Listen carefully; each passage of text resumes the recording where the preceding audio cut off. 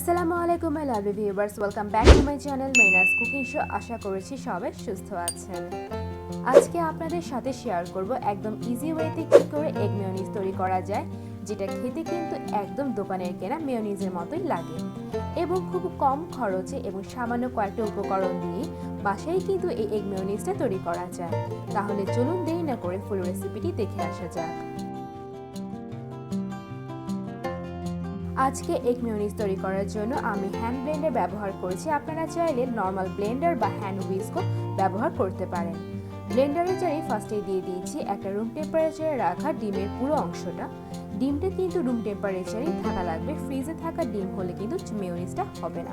দিয়ে দিলাম হাফ চা চামচ পরিমাণ লবণ, দিয়ে দিলাম হাফ চা চামচ পরিমাণ গোলমরিচের গুঁড়া, দিয়ে দিচ্ছি 1 টেবিল চামচ পরিমাণ লেবুর রস, দিয়ে দিলাম 1 চা চামচ পরিমাণ চিনি, আরও দিয়ে দিলাম 1 চা চামচ পরিমাণ হোয়াইট ভিনেগার, আরও দিতে হবে 1 কাপ পরিমাণ রান্নার তেল। তবে তেলটা কিন্তু একবারেই পুরোটা দেওয়া যাবে না, অল্প অল্প করে তেল দিতে হবে এবং ব্লেন্ড করে নিতে হবে। পুরো মেয়োনিজটাতেই এই প্রসেসটা ফলো করতে হবে। ধীরে ধীরে তেল দিয়ে ভালোভাবে ব্লেন্ড করে নিতে হবে কয়েকবার।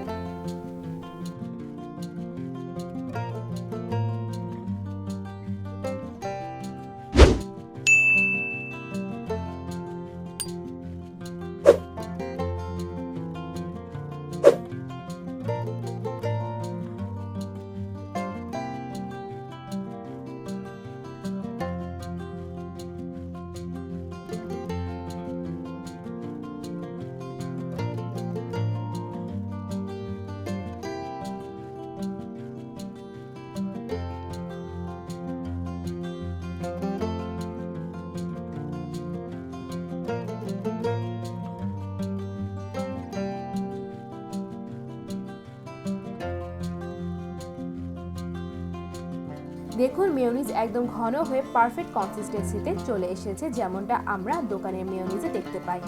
এই মেয়োনিজ আপনারা শর্মাতে দিয়ে, স্যান্ডউইচে দিয়ে অথবা শুধু পাউরুটির সাথে লাগিয়েও খেতে পারেন। আশা করছি আজকের রেসিপিটি আপনাদের ভালো লেগেছে।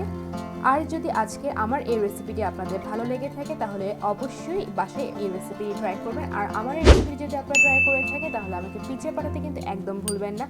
ডেসক্রিপশন বক্সে আমার পেজ এবং গ্রুপ লিংক দেওয়া আছে।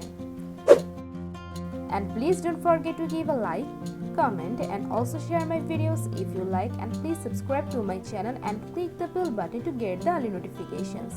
Thank you for watching.